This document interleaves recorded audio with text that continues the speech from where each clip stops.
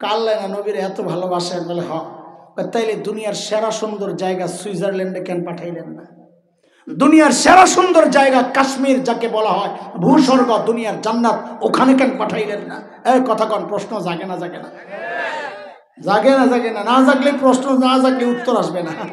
জাগে। দুনিয়ার সেরা সুন্দর জায়গায় পাঠাইতে পারতেন না? পাঠাইলেন না কেন? কই পাঠাইছেন? আমি বলি শব্দটা, আমার সাথে সাথে বলেন জাজিরাতুল আরব। বলেন সবাই, বলেন জাজিরাতুল আরব। ওখানে কেন পাঠাইছেন? জবাব আমি এখন প্রশ্ন করব, জবাব দিব ইনশাআল্লাহ। জবাবের উপর আবার প্রশ্ন আসবে, আবার জবাব দিব। এভাবেই কিছুক্ষণ আমাদের কথাগুলো চলতে থাকবে। সূক্ষ্ম কথা মনোযোগ ছাড়া এই জটিল কথা বোঝা যাবে না। জটিল কথাগুলো জটিল, আমি চেষ্টা করব সহজে বোঝানোর জন্য ইনশাআল্লাহ। আবার বলেন, আল্লাহ আমার নবীকে কই পাঠাইছেন? জাজিরাতুল আরব তো চিনেন না? সৌদি আরব, আরব আমিরাত, কাতার, কুয়েত, বাহরাইন, এই যে ভূখণ্ডটা, এটাকে বলে জাজিরাতুল আরব, আরব দ্বীপ। বিশ্ব মানচিত্র খুলবেন, খুলে দেখবেন জাজিরাতুল আরবের অবস্থানটা কি। দেখবেন কি, তিন দিকে পানি। কদিকে? ওই যে পারস্য উপসাগর আছে, আকাবা আছে, ওমান উপসাগর আছে, আরব সাগর, ভারত মহাসাগর, পশ্চিমে আছে লোহিত সাগর। তিন দিকে পানি। জর্ডান, ইরাক এই দিক থেকে একটু ভূমির সাথে জয়েন্ট লাগা। তাহলে শূন্য কয় দিক?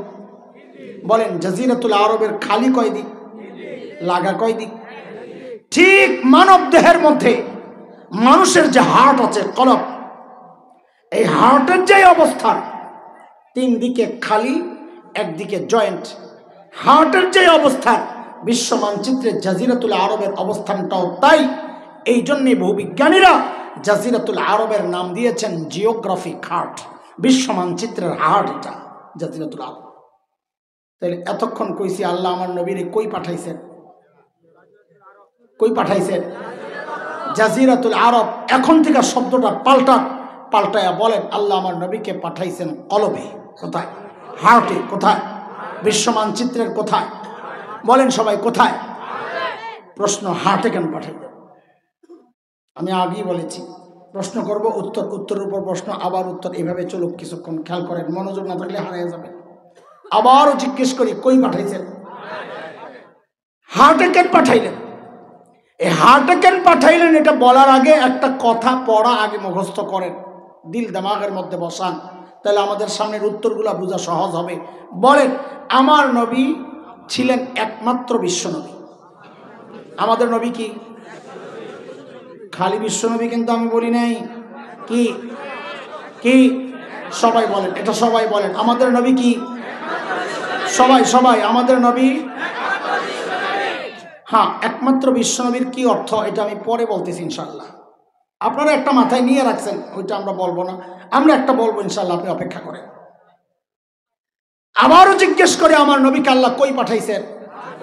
হার্টে। না, জাজিরাতুল আরব আর বলা যাবে না, শেষ। ওইটার ফাংশন শেষ। এখন কোথায়? হার্টে কেন পাঠাইছেন? কয় দোস্ত শুনে, একমাত্র বিশ্ব নবীর পরে মুখস্থ রাখে, না জবাব পরে আসবে, এই কথাটা খালি মুখস্থ রাখে।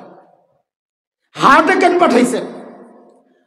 বলে, আমার নবী দুনিয়ায় আসার আগ পর্যন্ত যত দার্শনিক ছিল দুনিয়ায়, গ্রিক দর্শন, রোমান দর্শন, পারস্য, ব্যাবিলিয়ন, মিশরি, ইরাকি, সমস্ত দার্শনিকের বক্তব্য ছিল মানুষকে নিয়ন্ত্রণ করে তার ব্রেন। কে? কথা বলেন, কে? সর্বপ্রথম আমার নবী, উম্মি নবী, সারা দুনিয়ার দার্শনিকের বিরুদ্ধে দাঁড়ায়া বললেন, না, মানুষকে তার ব্রেন নিয়ন্ত্রণ করে না, মানুষকে নিয়ন্ত্রণ করে তার হার্ট। কে? হার্ট।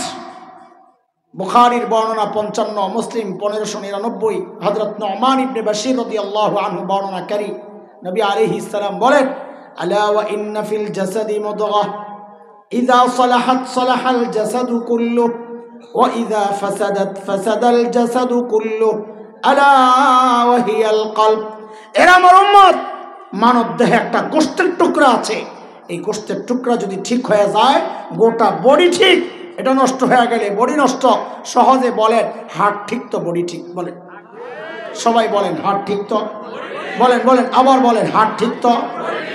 এবার বুঝেন আমার নবীকে আল্লাহ হার্টে কেন পাঠাইছেন?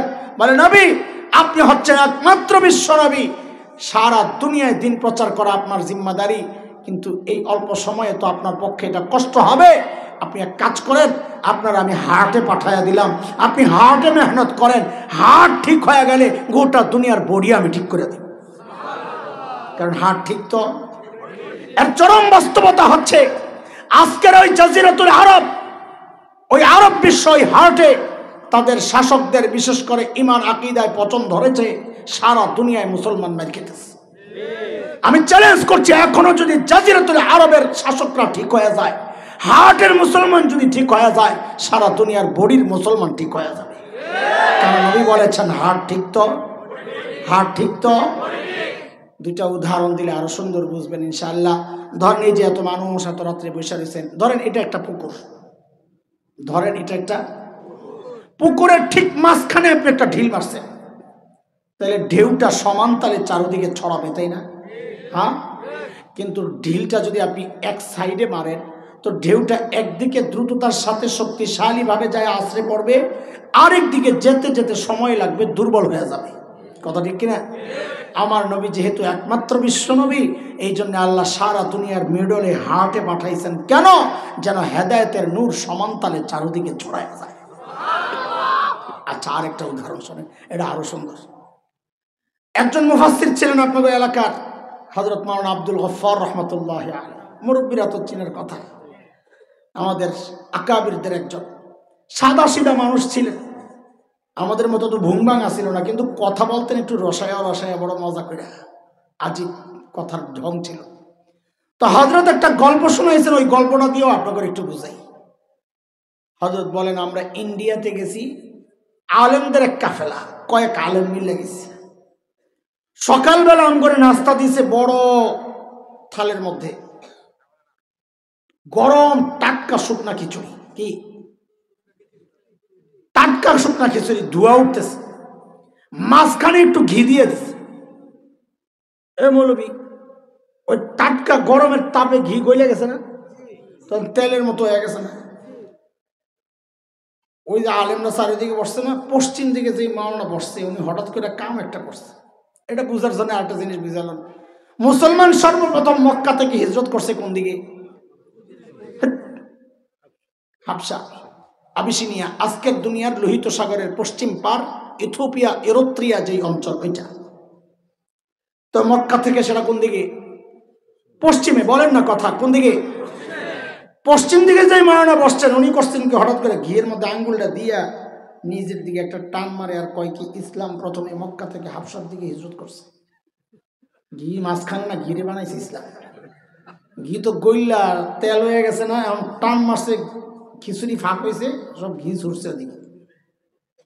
পূর্ব দিকে যে মাওলানা বসছে, দেরি আর না কইরা কয়, আঙ্গুলটা দিয়া কয়, এরপর ইসলাম মক্কা থেকে মদিনার দিকে হিজরত করছে। এখন ঘি ছুটছে মদিনার দিকে, হাবশার দিকে। আর কোন দিকে?